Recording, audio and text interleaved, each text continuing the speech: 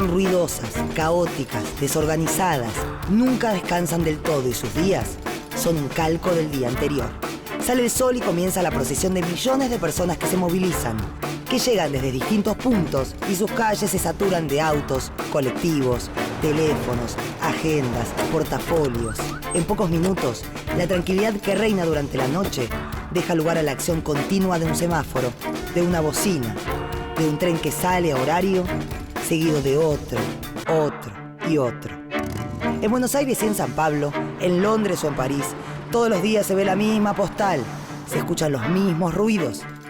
En pocos kilómetros cuadrados vivimos cientos, miles, millones de personas y somos nosotros los responsables de las construcciones de edificios y de que se consuman millones de watts de energía.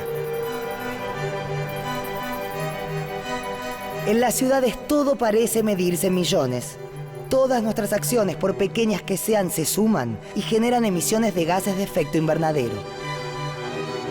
Si la vida en las ciudades afecta el clima, ¿qué se puede hacer para reducir los efectos del cambio climático?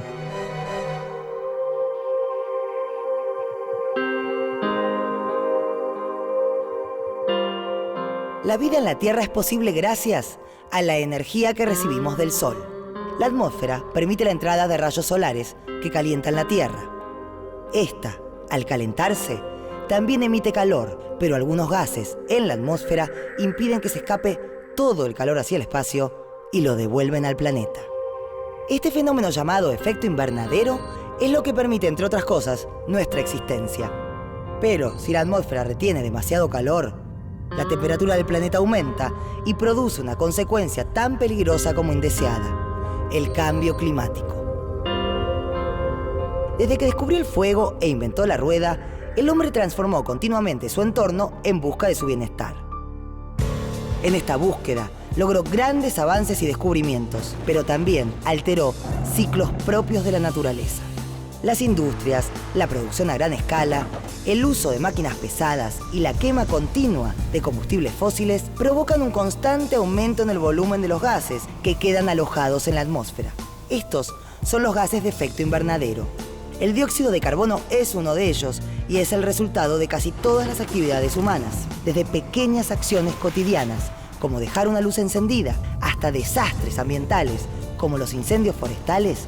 Todos son parte de una cadena de contaminación global que puede poner en serio peligro el futuro de la vida en la Tierra. Las causas y las consecuencias del calentamiento global son muchas y están vinculadas entre sí. Cada una, a su manera, aporta alteraciones o sufre los efectos de las demás. Cada una debe ser pensada entonces como un punto de un delicado tejido global del que depende nada más y nada menos que nuestra existencia.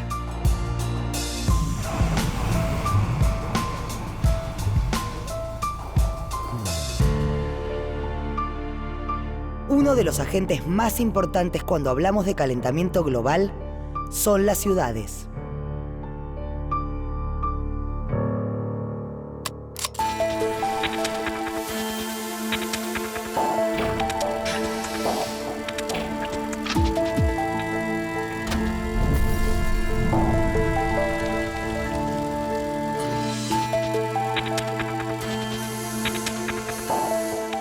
En el siglo XVIII comenzó una revolución que iba a cambiar al mundo. Se reemplazó el trabajo manual por la industria y la manufactura. Se mecanizó la actividad textil, se automatizaron tareas y se cambiaron las formas de trabajar el hierro. Este proceso se conoce como Revolución Industrial y marcó un antes y un después en la historia de la humanidad. Se expandió el comercio y nacieron los ferrocarriles. Todo se hizo más ágil, más rápido, más inmediato. La incorporación de máquinas pesadas provocó un enorme aumento en la capacidad de producción y cambió definitivamente el mapa de la población mundial. Millones de personas se trasladaron del campo a la ciudad y se expandieron las zonas urbanas. Este crecimiento no se detuvo. Desde hace más de 2 siglos, las ciudades se convirtieron en centros de desarrollo, permanentes generadoras de cambios globales. En la actualidad, más de la mitad de la población mundial vive en ellas, con sus beneficios y con sus consecuencias. Desde el punto de vista del cambio climático, las ciudades constituyen la principal fuente de emisión de gases de efecto invernadero. Esto tiene que ver con las acciones que se desarrollan en una ciudad, principalmente asociada al consumo de energía. Esta energía proviene principalmente de la quema de combustibles fósiles y, por lo tanto, a través de esta quema es que se liberan a la atmósfera enormes cantidades de gases de efecto invernadero. Si bien las ciudades ocupan solo el 1% de la superficie del planeta, las enormes cantidades de gases de efecto invernadero que se liberan por las acciones que se desarrollan son las principales productoras del fenómeno del calentamiento global. Si además tenemos en cuenta que gran parte de las ciudades en los últimos años han estado creciendo en forma desproporcionada, hace que algunas de estas ciudades se conviertan en lo que denominamos megaciudades y sean entonces las más importantes con respecto a las emisiones de estos gases. Se define megaciudad como aquel ambiente urbano en el que la población supera los 10 millones de habitantes. En América Latina existen 3 ciudades que cumplen con este requisito. Una de ellas es San Pablo, otra es el Distrito Federal de México y la última es el área metropolitana de la Ciudad de Buenos Aires. Actualmente, las megaciudades consumen 2/3 de la energía mundial y son responsables del 70% de las emisiones de gases de dióxido de carbono.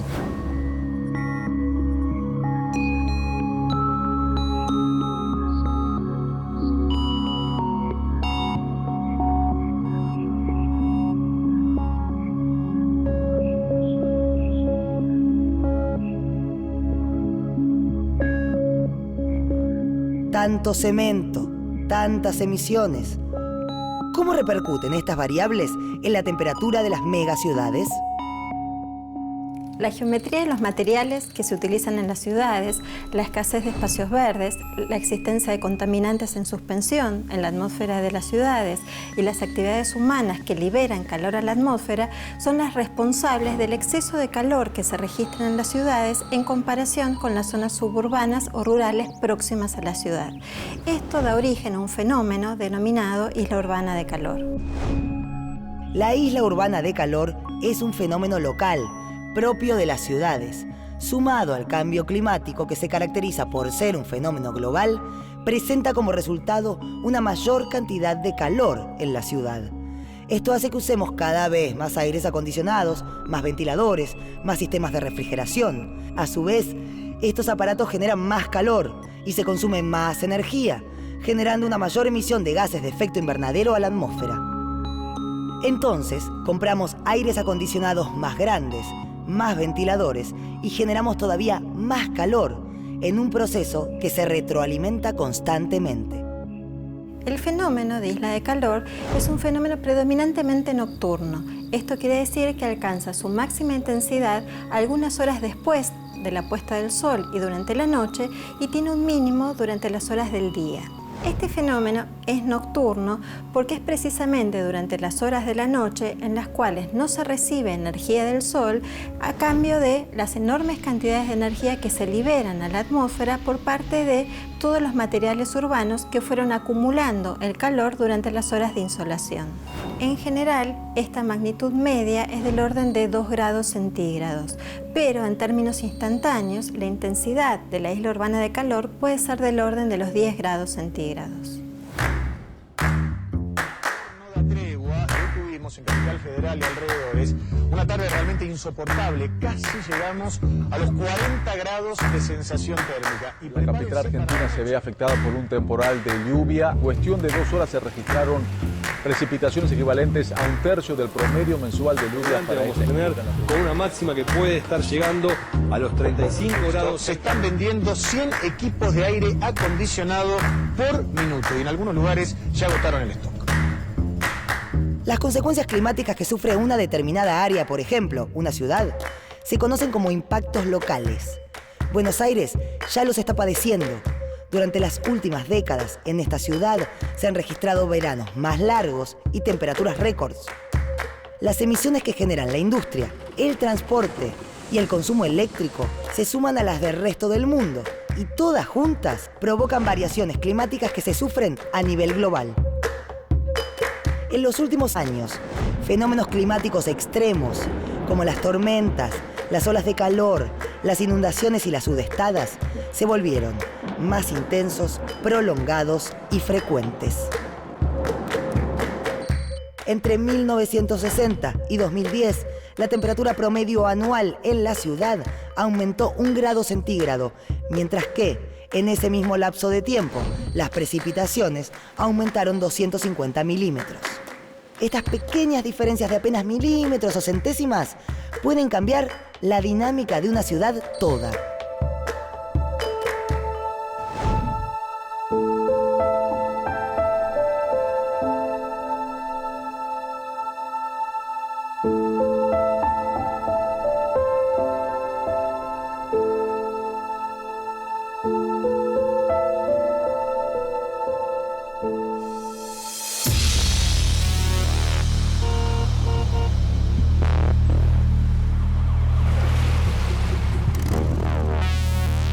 En el área metropolitana de Buenos Aires vive 1/3 de la población argentina, con aproximadamente 14 millones de personas.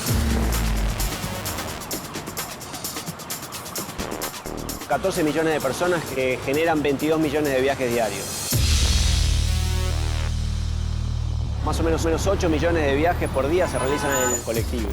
1,5 millones en el sistema ferroviario y un poquito más de 1 millón utilizan el subterráneo. Más o menos 2 millones de viajes son realizados de forma peatonal, como que tenemos gente a nuestro alrededor, o utilizando la bicicleta.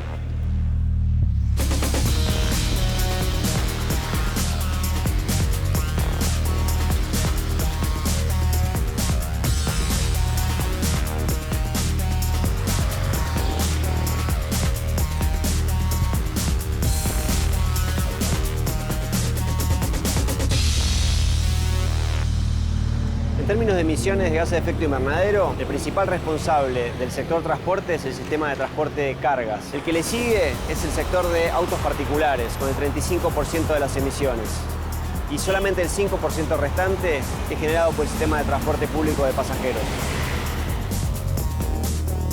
Utilizando auto particular, como todos estos que tenemos alrededor, con donde uno va en un solo automóvil para hacer su viaje, se emiten 4 veces más emisiones que utilizando el sistema de transporte público de colectivos y 8 veces más que si nosotros nos trasladásemos en medios guiados como subterráneo o ferrocarril. La comodidad de viajar en un auto con aire acondicionado no se puede comparar con un medio multitudinario como el subte o el tren. Compartiendo el transporte, perderíamos comodidad, pero le ahorraríamos calor al planeta.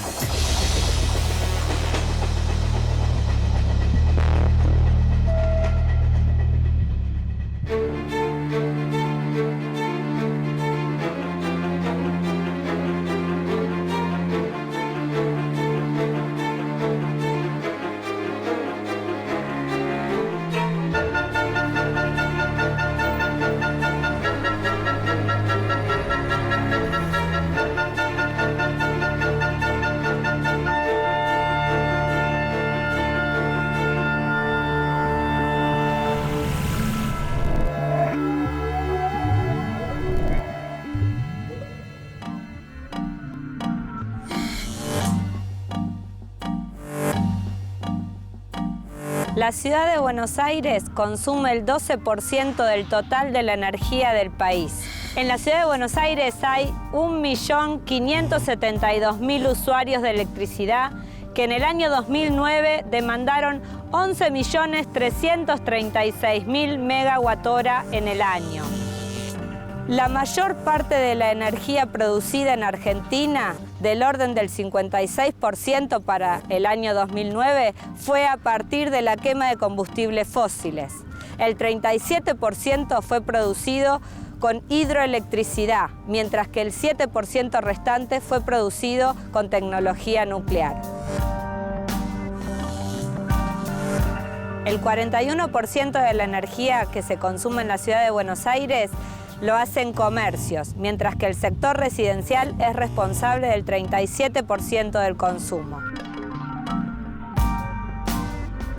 Dentro de lo que son los consumos en los hogares y en los comercios y oficinas, la energía consumida para la climatización de ambientes es de las más importantes.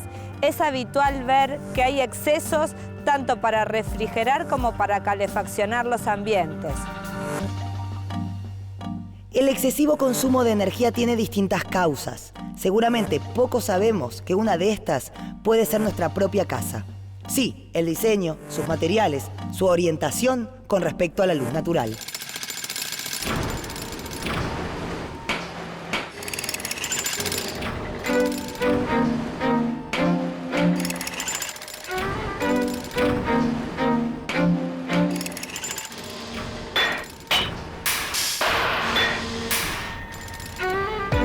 La ciudad de Buenos Aires tuvo un boom de crecimiento edilicio en los últimos 10-15 años.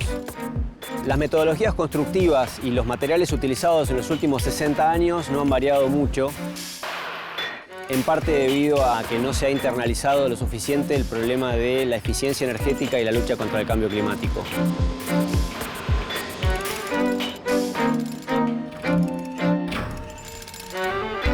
La relación entre cambio climático y construcción está determinada por la capacidad de aislación de los materiales utilizados en los edificios. Esto significa que si nosotros tenemos menor capacidad de aislación en los materiales, vamos a requerir mayor uso de energía para aclimatar las habitaciones de ese edificio, generando un uso ineficiente de la energía.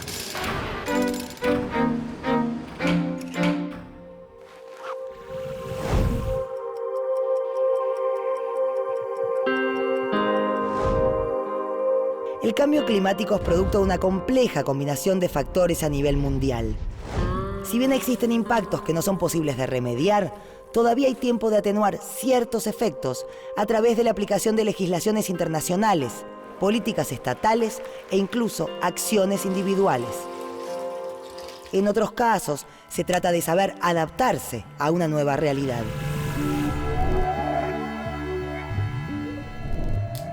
El cambio climático forma parte de la agenda de los líderes de todo el mundo. La primera iniciativa importante fue la Convención Marco de las Naciones Unidas sobre el Cambio Climático. En 1997 se estableció el Protocolo de Kioto. En esa ciudad japonesa se acordó que las emisiones de gases de efecto invernadero deberían bajar al menos un 5% para el año 2012. Estados Unidos, uno de los países con mayor cantidad de emisiones de gases de efecto invernadero, no ratificó el protocolo. Fue a partir de Kioto cuando comenzaron a tomar mayor protagonismo las ONG. Una de las acciones que actualmente se lleva a cabo es la campaña de Ciudades por la Protección del Clima. Se trata de una iniciativa de la ONG ICLEI Internacional, que hoy incluye a más de 650 centros urbanos comprometidos con la causa. El uso eficiente de la energía, la gestión integrada de residuos sólidos y el transporte sustentable son los puntales que trabaja la campaña. Como país en vías de desarrollo, la Argentina no está obligada a asumir compromisos en el marco del Protocolo de Kioto.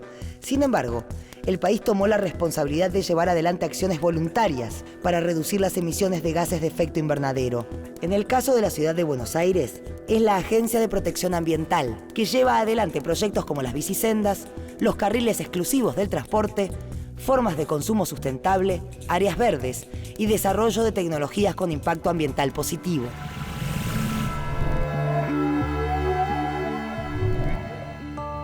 Existen actividades concretas, políticas nacionales, internacionales y acciones individuales que pueden realizarse para disminuir las emisiones de gases de efecto invernadero que aceleran el cambio climático.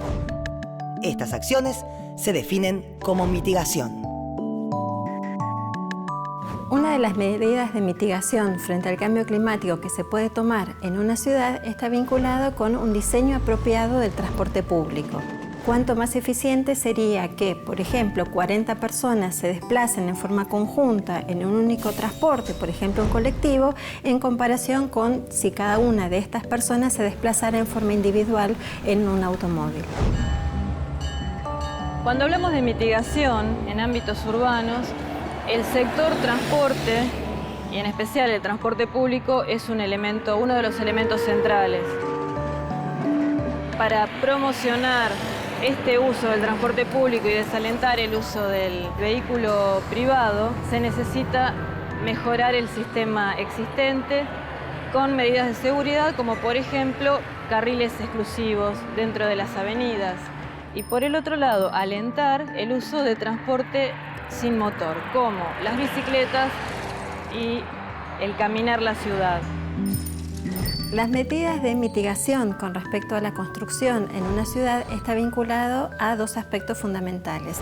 Uno está asociado a los materiales que se utilizan para las construcciones y otro con el diseño con el que se realizan estas construcciones. Otro aspecto que es importante con respecto a las edificaciones está vinculado con la orientación con la que se construyen las viviendas, de forma de favorecer el ingreso de luz natural, principalmente durante los meses de invierno, y que además haya una orientación que favorezca que sean más frescas las viviendas durante el verano. Esto se hace a través de la utilización de arbolado urbano, que favorezca la introducción de sombra en las viviendas durante los meses de verano y que permita que ingrese el sol durante el invierno.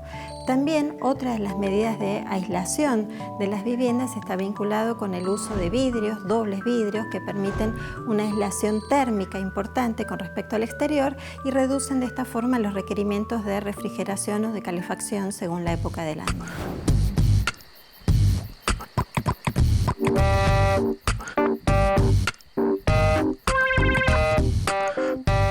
Una de las medidas que implicaría la mitigación de los efectos de la isla de calor lo constituye la ampliación de los espacios verdes existentes o la creación de nuevos espacios. En la ciudad contamos con 6 metros cuadrados de superficies verdes por habitante, cuando la Organización Mundial de la Salud nos recomienda disponer de entre 10 y 15 metros cuadrados por habitante. Aquellos que viven, por ejemplo, en un edificio dirán que es imposible rodearse de árboles. Pero siempre existe un mínimo espacio para mitigar emisiones. Las coberturas verdes absorben calor y dióxido de carbono y liberan oxígeno a la atmósfera. Una cobertura verde es un sistema que permite el crecimiento de vegetación en la parte superior de edificios, ya sean techos o terrazas. La vegetación que crece da sombra a las superficies, remueve el calor por evapotranspiración. De esta manera reduce la temperatura ambiente. Estos espacios tienen un impacto positivo porque además de enfriar el aire y el suelo de la cubierta, mejoran el aislamiento térmico de los edificios. En definitiva, pueden ayudar a mejorar la calidad de vida.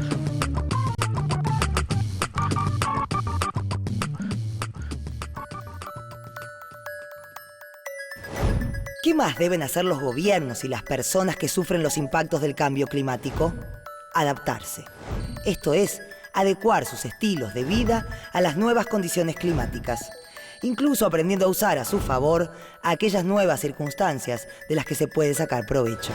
Las medidas de adaptación frente al cambio climático en una ciudad están asociadas a cómo informar, por ejemplo, a la población cómo hacer frente a los posibles impactos que produce el cambio climático en el ambiente en el que desarrolla sus actividades cotidianas y su vida.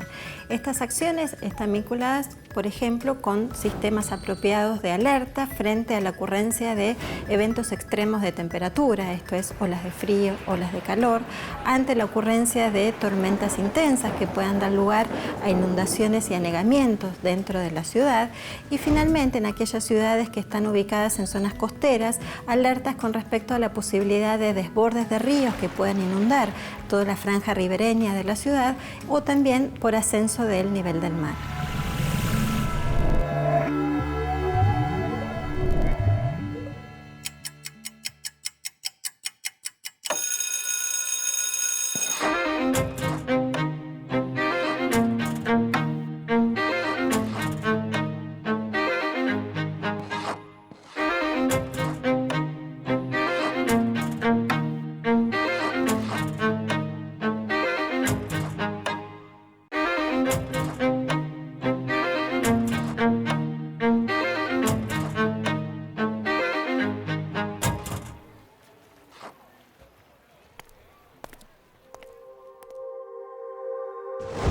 El efecto invernadero es un fenómeno natural, pero la acción del hombre lo potencia al emitir grandes cantidades de gases de efecto invernadero a la atmósfera.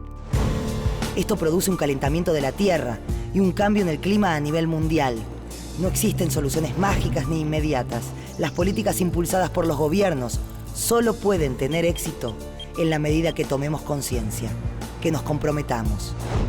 Las acciones individuales son fundamentales para atenuar el calentamiento global y el cambio climático. El cambio individual es un cambio colectivo.